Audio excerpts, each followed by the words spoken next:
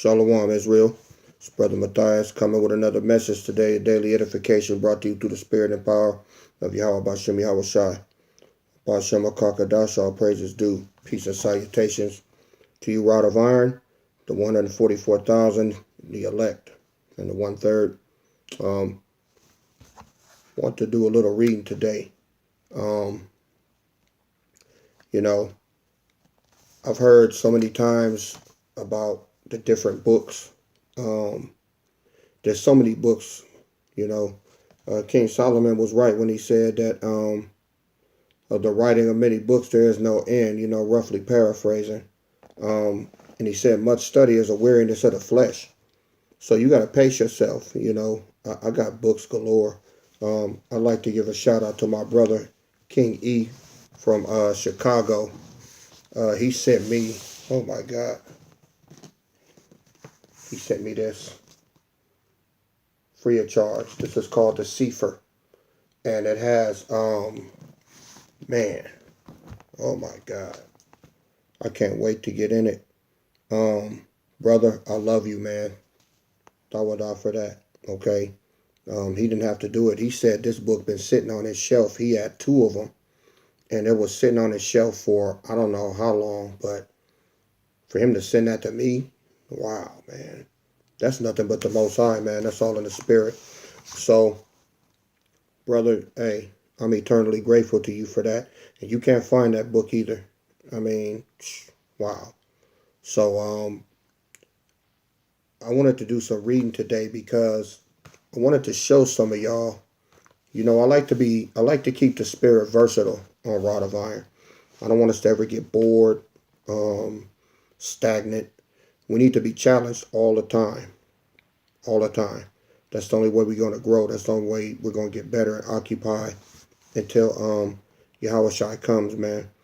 I know this channel is challenging because, we lose people sometimes.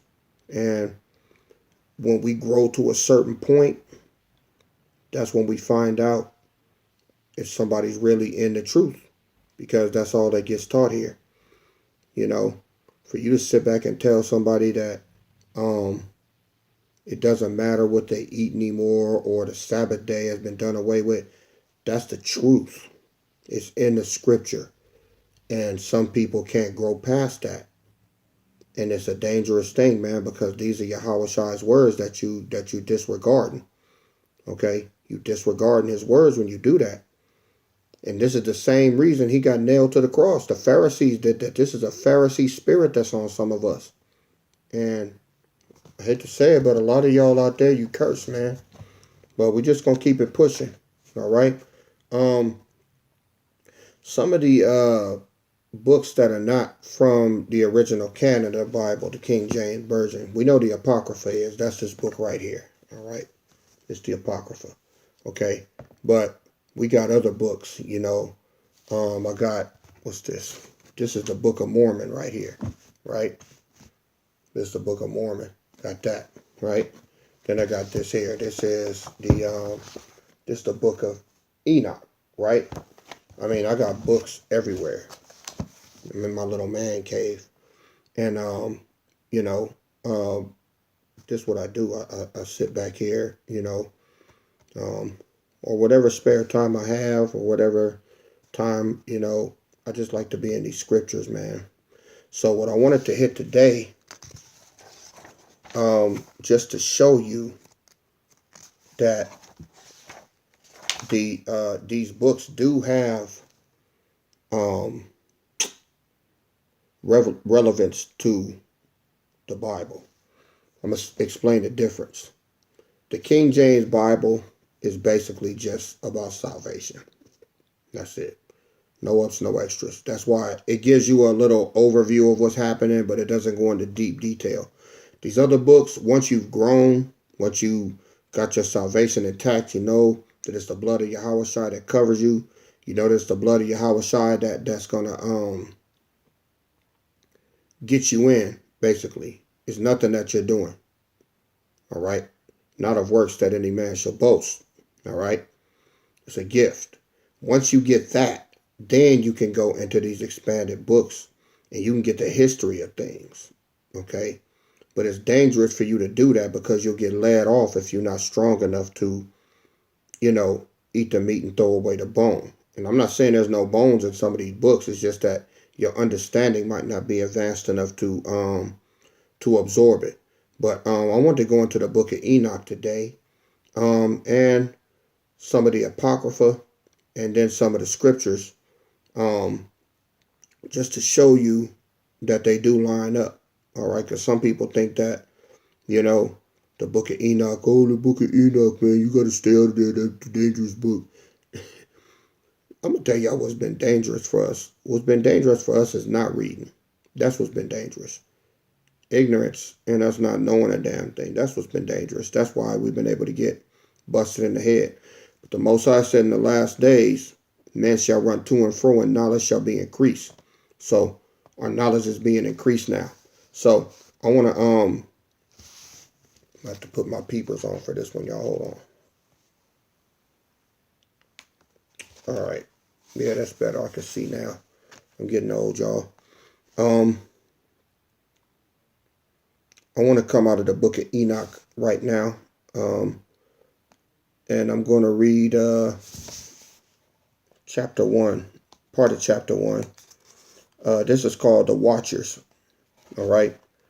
And it says, the words of the blessing of Enoch, wherewith he blessed the elect and righteous who will be living in the day of tribulation. So he's writing this to us because we're living in the day of tribulation way back then. Ain't that something?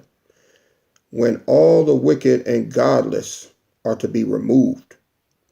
And he took up his parable and said, Enoch, a righteous man, whose eyes were opened by the Most High, saw the vision of the Holy One in the heavens, which the angels showed me, and from them I heard everything, and from them I understood as I saw, but not for this generation. It wasn't written for back then, okay? Before a remote one, which is come, which is for to come, okay? He said a remote generation that's to come. That's who this is written for. So the book of Enoch was written for this time, okay? Concerning the elect, I said, and took up my parable concerning them. This is concerning the elect. So the book of Enoch is written to the elect. See there? The Holy Great One will come forth from his dwelling. Now we can precept that with Jeremiah chapter 4, verse 7.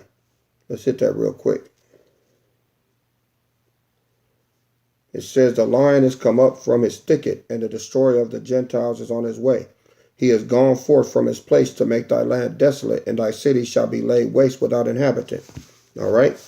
Now, we just read this right here in the book of Enoch, chapter 1, verse 3.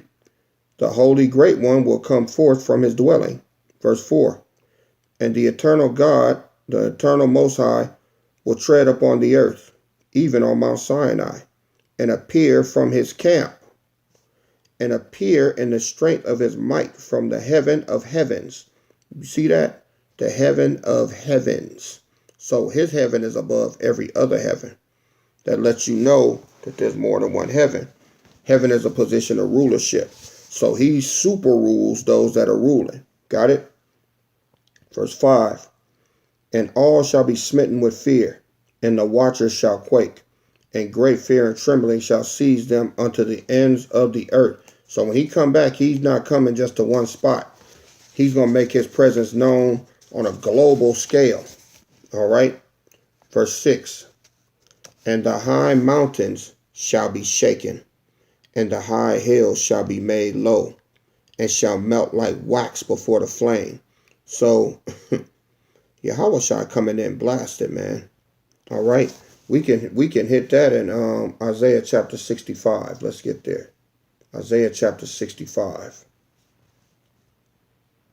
verse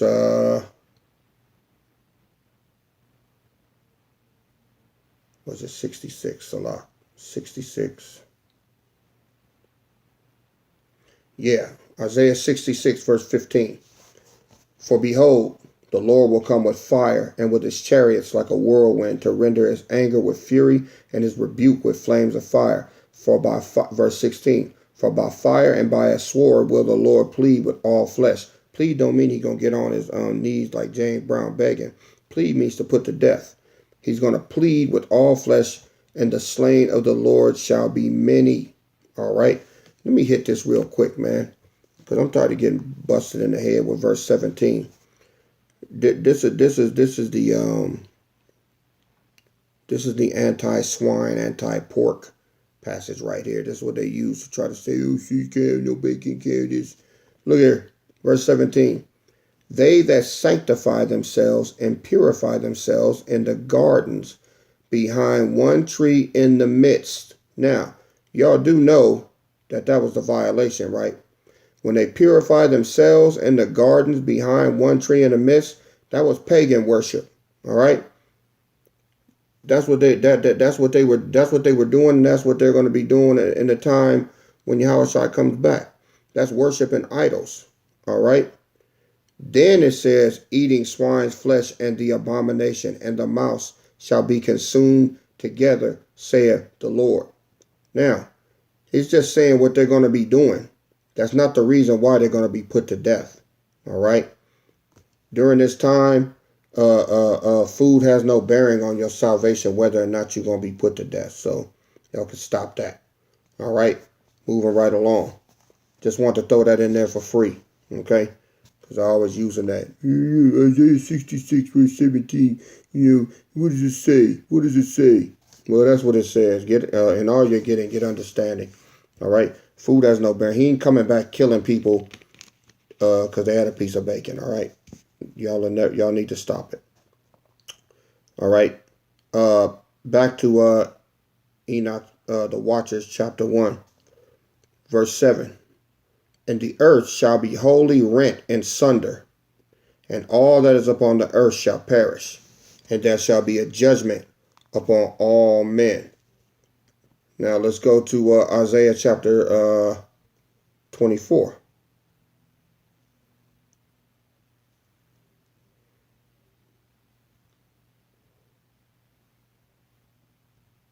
This is what it says. Let's hit the 20th verse. Start at 19. Salah. I'm gonna jump back to Enoch real quick. Verse 1, chapter 1, verse 7. And the earth shall be wholly rent in sunder, and all that is upon the earth shall perish, and there shall be a judgment upon all men. All right. Now check out Isaiah chapter 24, verse 19. The earth is utterly broken down. The earth is clean dissolved. The earth is moved exceedingly. The earth shall reel to and fro like a drunkard. It's going to be so many bombs going off and all of these detonations. It's going to make the earth rock back and forth. All right. Most High going to tear this place down. Okay. It says the earth shall reel to and fro like a drunkard, and shall be removed like a cottage. And the transgression thereof shall be heavy upon it, and it shall fall and not rise again. All right. Verse 21. And it shall come to pass in that day that the Lord shall punish the host of the high ones that are on high, and the kings of the earth upon the earth. And they shall be gathered together as prisoners are gathered in a pit, and shall be shut up in the prison. And after many days they shall they be visited. See, so when he come back, he's coming back to wipe out the indigenous population, and then these devils and all of these wicked nations, they're going into slavery under the Israelites. All right. So yeah, Enoch lines up, man. Let's keep reading. This is verse 8. But look what he says about us. But with the righteous he will make peace, and will protect the elect, and mercy shall be upon them, and they shall all belong to the Most High, and they shall be prospered, and they shall be blessed, and they shall all be blessed, and he will help them all, and light shall appear unto them, and he will make peace with them. And behold, verse 9, and behold, he cometh with 10,000s of his holy ones to execute judgment upon all, and to destroy all the ungodly, and to convict all flesh of all the works of their ungodliness which they have ungodly committed, and of all the hard things which ungodly sinners have spoken against him. See, so that's everybody out here, you know, talking reckless against the Most High and His Son, man. Disregarding him, disregarding His commandments. You know, I didn't say laws, statutes, and commandments. I said His commandments. All right. Yahweh Shai's commandments are not the law of Moses. I keep trying to tell y'all that. You for some reason you can't get it through your head. So you'll find out. His commandments are totally different. He said, my yoke is easy and my burden is light. Now, let's go to the Apocrypha right here. All right. It's the Apocrypha, or red book, right? We're going to jump in here. This is 2nd Ezra chapter 13, starting at verse 1.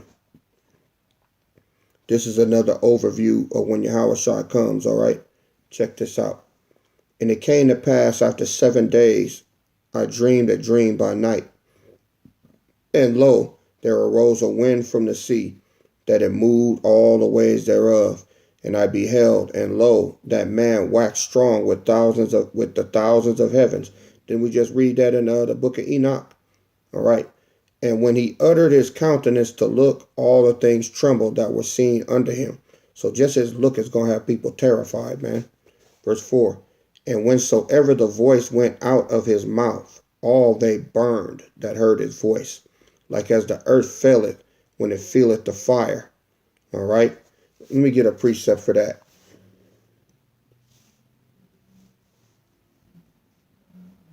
It's in the Gospels.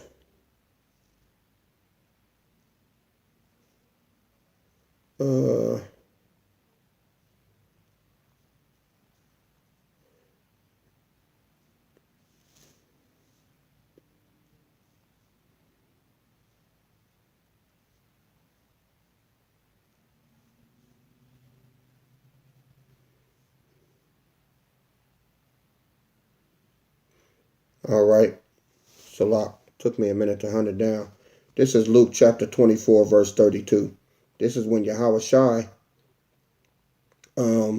after he had rose and he took on his new form with his spiritual body. Look what it says. I'm going to start at Luke chapter 24, verse 30. And it came to pass, as he sat at meat with them, he took bread and blessed it and gave and brake and gave it to them.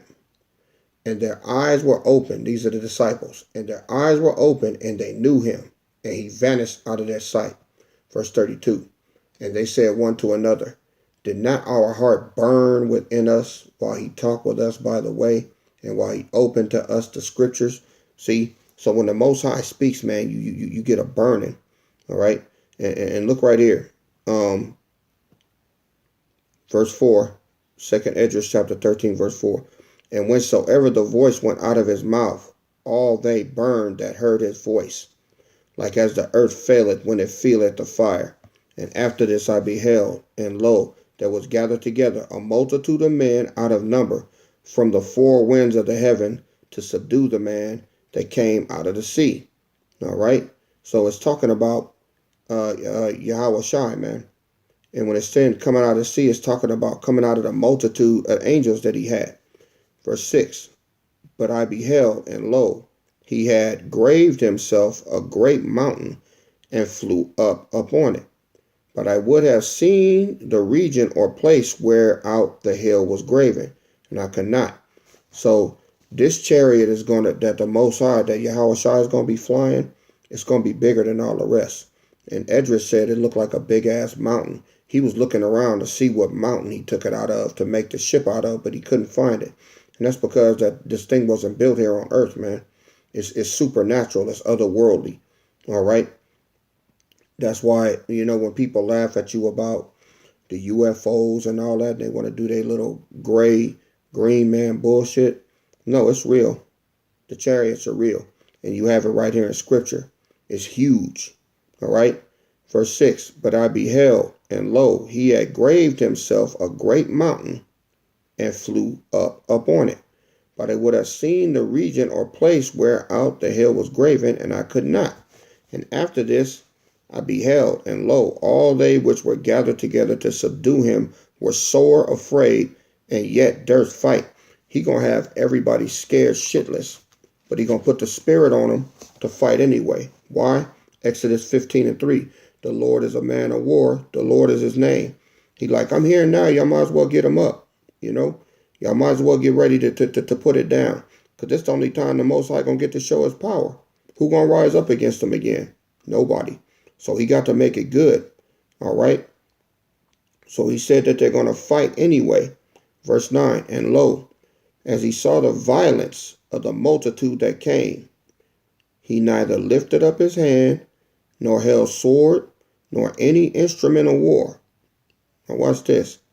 But only I saw that he sent out of his mouth, as it had been seen, a blast of fire, and out of his lips a flaming breath, and out of his tongue he cast out sparks and tempests. Now, this is not literally meaning he was talking and stuff was coming out of his mouth. It's talking about that chariot. I told you they're weaponized. All right? He letting off, man. And the type of artillery that these chariots have, he just wiping people out with it, man. Look what he says.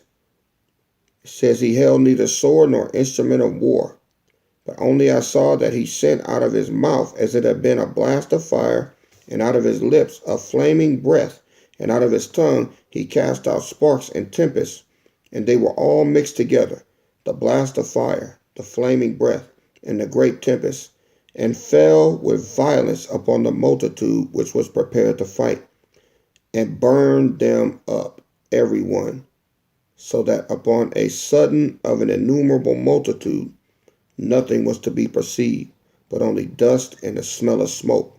When I saw this, I was afraid. So this is the spirit and power of Yahweh Shai, man, and his weaponry. See, this is why we ain't got to worry. The Army, Air Force, Marines, Coast Guard, I don't care what branch you from, man. When he come back, it's your ass. All right? Yahweh Shai got shit, man, that they can't even imagine. All right? They can't even imagine what he's got for them, man. It says an innumerable multitude. That means it's going to be millions of people out there, man. Okay? Armies up on top of armies. Because what's going to happen is when he comes back, they're gonna be fighting each other in the Valley of Jehoshaphat. But then when he show up, they're going to all get together and try to take him out. I'll tell you a good movie for that. If you ever watch Independence Day, that's a good movie. The very first one with Will Smith. I'll tell you why. If you notice in that movie, when the aliens showed up, what did all the nations of the world start doing? They started clicking up. They had the British, they had the Iraqis, they had the United States. They had they were linking up all over the world, trying to show each other how to take out these chariots, man. Where do you think they get this from? All right, they got it from right here, man. Let's take it back. Second Esdras, chapter 13, verse 8. And after this I beheld, and lo, all they which were gathered together to subdue him were sore afraid, and yet durst fight. Ain't that what happened in Independence Day? Did the same thing, right? Let's read a little more. Verse 12. And afterward I saw the same man come down from the mountain, that's Yahushua, and call unto him another peaceable multitude. And there came much people unto him, whereof some were glad, some were sorry, some of them were bound, and others some brought of them were offered. Then was I sick through great fear, and I awaked, and said, Thou hast showed thy servant these wonders from the beginning, and hast counted me worthy that thou shouldest receive my prayer. So Esdras is saying, man, you let me see all of this. He saw all of this in a vision, what was going to go down. Thou hast showed thy servant these wonders from the beginning, and hast counted me worthy that thou shouldest receive my prayer. Show me now yet the interpretation of this dream. For as I conceive in my understanding, Woe unto them that shall be left in those days, and much more woe unto them that are not left behind. For they that were not left were in heaviness. Now understand I the things that are laid up in the latter days, which shall happen unto them, and to those that are left behind. Therefore are they come into great perils and many necessities, like as these dreams declare. Yet is it easier for him that is in danger to come into these things than to pass away as a cloud out of the world and not to see the things that happen in the last days. And he answered unto me and said, the interpretation of the vision shall I show thee, and I will open unto thee the thing that thou hast required. Whereas thou hast spoken of them that are left behind, this is the interpretation. He that shall endure the peril in that time have kept himself. So, because we're enduring these perils at this time, we kept ourselves. You know what that meant? That means we repented in our past life. We're here, all right? Because we're enduring. We're enduring in these last days. It says, they that be fallen into danger are such as have works and faith toward the Almighty. That's why our lives are so tumultuous, all right? Because when you put your trust in the Most High, trouble come with it. Know this, therefore, that they which be left behind are more blessed than they that be dead. See? Because we are going to be alive, if the Most High say the same, during this time that we've accepted our nationality, all right? We're going to actually be ushered into the kingdom of heaven. That's why he says that. Verse 24. Know this, therefore, that they which be left behind are more blessed than they that be dead. Verse 25. This is the meaning of the vision, whereas thou sawest a man coming up from the midst of the sea. The same is he whom the Most High have kept a great season, which by his own self shall deliver his creature, and he shall order them that are left behind. That's Yahushua. Okay? Because he being kept a great season. Yahushua is the only one that has not been regenerated into this generation from the ancient world. He's still up there. Okay? He's the one that's been held back. Verse 27. And whereas thou sawest that out of his mouth there came a blast of wind and a fire and storm, and that he held neither sword nor any instrument of war, but that the rushing in of him destroyed the whole multitude that came to subdue him. This is the interpretation. Verse 29.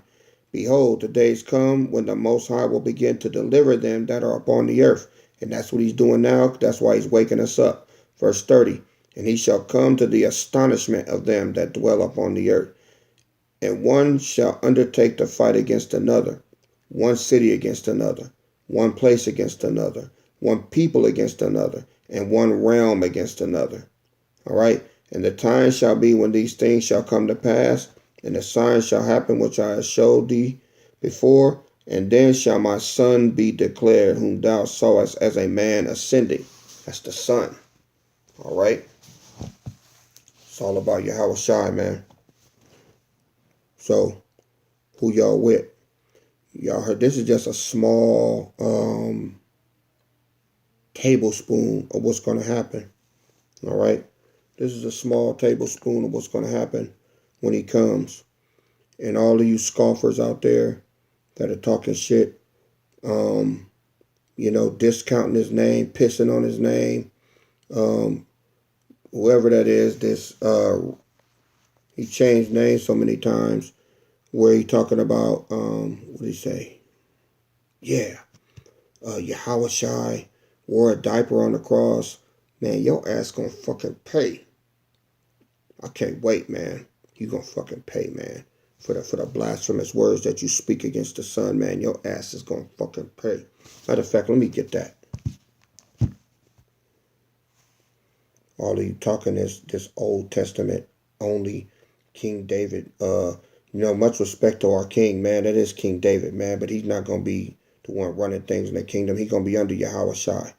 You stupid ass bastards, man. Man, I can't wait.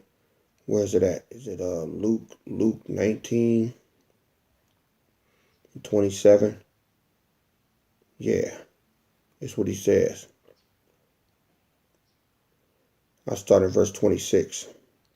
For I say unto you that unto everyone which hath shall be given, and for him that hath not, even that he has shall be taken away from him. That's why you niggas can't get it, man. Because in the ancient world, you had your identity, you had your nationality, you had all of that, right? But you didn't take the sun when you had a chance. So we got put to death, we died off, and then we came up in this time, and that which you had, which was your identity, knowing that you was an Israelite, he took that away from you too, so you ain't got nothing. But those people like us here under the law of liberty, that we're the ones that actually gave our lives to Yahweh Shai or one of his disciples or one of his apostles back then, and he planted that righteous seed in us to raise us up at this day, and he left you niggas behind. Now, he couldn't stop you from waking up to take that you Israel, but what he did do was he's still leaving you blind to the fact of the truth. You notice, look at your spirits, man. We in the 21st century. We driving cars, using computers. You niggas are still 2,000 something years behind, man. Y'all still worshiping Moses' law, thinking that's what's gonna get you into the kingdom. You still bashing people for what they eat, trying to keep days the Most High said is done away with because it's all in His Son, and y'all just can't get it, man, because you cursed. All right. So look what he says right here. We're gonna roll it up. Luke 19:27. But those my enemies, see, those are the ones that's talking shit, the ones that don't want to follow what Yahweh Shai say, the ones that want to stay stuck in the past. This is what he says. He calls you an enemy. But those my enemies, which would not that I should reign over them. Because see, the only way he can reign over you is when you do what he say. And you don't want to do what he say. He said, bring hither and slay them before me. See? A lot of y'all going to get beheaded, sliced up, cut up. It's going to be real bad for you. All right? So, I just wanted to show y'all that these books do line up. Okay, line up on line, precept upon precept. The book of Enoch is a good read, but like I say, just build yourself up spiritually before you go in it, or it could have you kind of upside down with some things that you don't understand. All right, or hit your boy up. That's why I'm here. All right, Isaiah chapter 30 verse 20 says that your teachers shall never be removed into a corner anymore. All right, your eyes shall see your teachers. Right, so hit me up.